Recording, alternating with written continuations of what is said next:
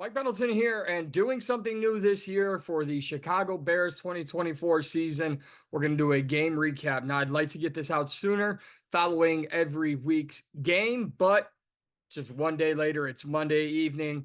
We're getting it recorded. We're getting it out on Monday. So it's lots to discuss, right? Because it was a win for the Chicago Bears in their regular season home opener against the Tennessee Titans, but not a win I or many Bears fans should be feeling great about. This isn't a game where you look back and go, yeah, I mean, there's one avenue, and I'll get to that, in which you could be very proud of.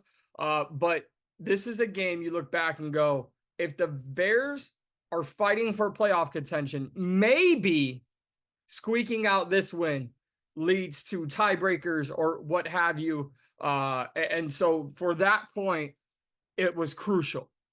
But for the point of the Caleb Williams era, for the point of all these new weapons on offense, for the point of, some names that we have given a second chance to, not a good look. And let's just talk about the failures to start. Caleb Williams, massive failure. Like, I'll just say it. The offensive line gets as much heat for this game as Caleb Williams, who missed some throws that were there. Receivers dropped balls. But, Caleb Williams, Bill Belichick said it, like, he wasn't accurate in the preseason, and we saw a few, points of inaccuracy throughout the game. But this offensive line was just getting pushed and manhandled all day by the Tennessee Titans defense. And, only 2 sacks, I believe, given up. Yes, 2 sacks. But, people will look at sacks and be like, well, they only gave up 2 sacks. It's not just the sacks. It's holding calls. It's false starts. It's the procedure penalties. It is making your quarterback uncomfortable. You're at home. Things are supposed to be smooth sailing, right? Like, everything's supposed to be working and connecting. And it just simply wasn't. And so this offensive line, once again, so we've seen the Bears grow with Ryan Poles, right? We've seen the defense kind of come true to form. We've seen this offense at the skill position here in 2024. 3 wide receivers, DeAndre Swift, Cole Kmet, Gerald Everett. All of that came together. Caleb Williams is now here. But the offensive line, if they don't do it this year, during the season, the Bears will have to spend mightily in this offseason for their offensive line. You cannot have these valuable assets and get your game plan destroyed and thrown out because you can't get in a rhythm, because the defense is breathing down your neck. So that's the first really woeful part. The offensive line, Caleb Williams, drop passes. The entire offense is to blame for this massively historical bad game. Caleb Williams, first Bears quarterback with under 100 passing yards since Rex Grossman to win a game. That is disgusting. Now, there's a lot of crazy stats that came out of this game that put Caleb Williams in company with some very notable quarterbacks who all went on to win Super Bowls. So you want to spin the narrative and be like, well, at least, those guys went on to have great careers. And I'm not going to define his career after one game, but it was not a good first game. And there's no patience here. And we'll talk about that later. Let's talk about the bright spots. DeAndre Carter. I'm going to talk about 2 guys who were very underrated, in my opinion. DeAndre Carter, kick returner, punt returner. I mentioned a guy who we gave a second chance to, we being the fans, and that's Velus Jones. Muffed another one. His 3rd lost fumble since entering the NFL. Does not belong on special teams. He is simply a gadget tool. And when he eventually flames out from that, we can move on. As fans, and the Bears organization should move on from Velus Jones. I'm done. I've seen enough. It was a nice story for Hard Knocks. It was a nice story during the preseason. That ship has sailed for Velus Jones. However, DeAndre Carter, 66-yard kickoff return when the Bears absolutely needed it. I've been saying since, the final whistle blew yesterday, that game against Tennessee very much felt like the 2006 Monday Night Football game against the Arizona Cardinals, the miraculous comeback, right? When the team had to have it, defense and special teams made a play. And when the Chicago Bears absolutely needed something to give their fans to cheer about DeAndre Carter, massive kickoff return.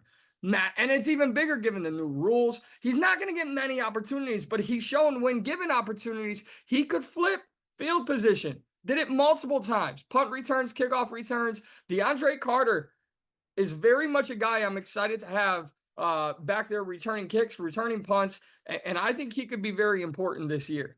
And then I'm going to talk about a guy that many people maybe overlooked when the Bears traded for him, and that is Darrell Taylor. Darrell Taylor, he was traded for a 6th-round pick out of Seattle. This man just came and made it all worth it in the first game of the year.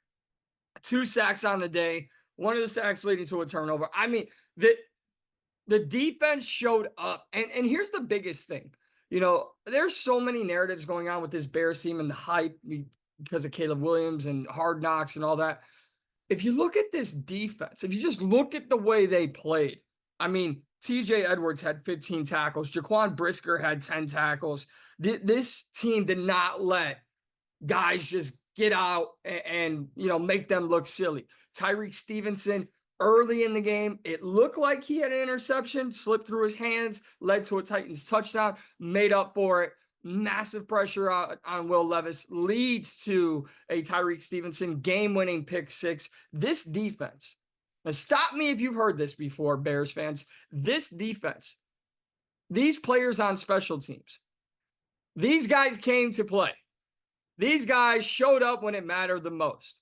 And in typical Bears fashion, you got the beautiful Rolls Royce at quarterback. Everyone can't wait to see how it goes with Caleb Williams, and defense and special teams won the day. So here's my message. Caleb Williams, you will not get bailed out every single week by the defense and special teams. You have to earn it. Everyone's like, oh, this could be, what about that welcome to the NFL moment? That's it. Welcome to the NFL. You played like trash week 1. Cannot do it Sunday Night Football against CJ Stroud and the Houston Texans in week 2. You want to show you belong in that new tier of up-and-coming quarterbacks, you better show up Sunday night against the Houston Texans. Now, there is some questions. Rome Odunze undergoing an MRI. Keenan Allen was injured, but finished the game. You cannot have these injuries. Cannot have these injuries so early on in the season. Every team's going to have injuries. Every team's going to deal with something. But this team is so lucky to be 1-0, and they have to strike every chance they get. Jordan Love is expected to miss multiple weeks with a sprained MCL.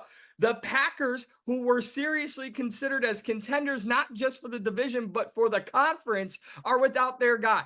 Make every win count. That's what the Chicago Bears have to do. Make every win count. And next up, it's a massive out-of-conference game, prime time.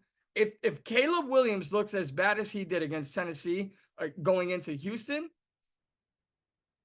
let the talk begin. Let the bus talk begin. The Bears will never find a quarterback. They can never develop a quarterback. I thought Shane Waldron was this amazing coordinator. He resurrected Geno Smith's career. I've had it. I've had it with this kind of lifelong narrative since I've been around of the Bears can't find nor develop quarterbacks. It's atrocious.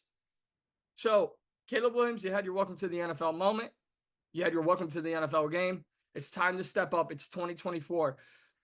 Defenses may win championships, but your offense gets you there. And this team is going nowhere with that pathetic offensive performance that we saw against the Tennessee Titans. A win is a win.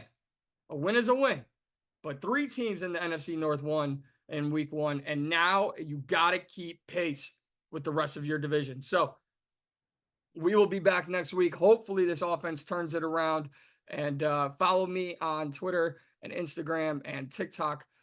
Twitter, it's MP2310. TikTok and Instagram, it's MikeP2310. Subscribe to my YouTube channel for more. We'll be doing this after every Bears game. I will not hold back, as you can see. Win or lose, things that need to be addressed. So I will make sure to do that. Subscribe to the YouTube channel for more. I give out picks. Follow me on social media for those betting picks. We'll have a primetime parlay out for Monday Night Football. So stay tuned to social media for that. Until next time, we'll see you soon, everybody.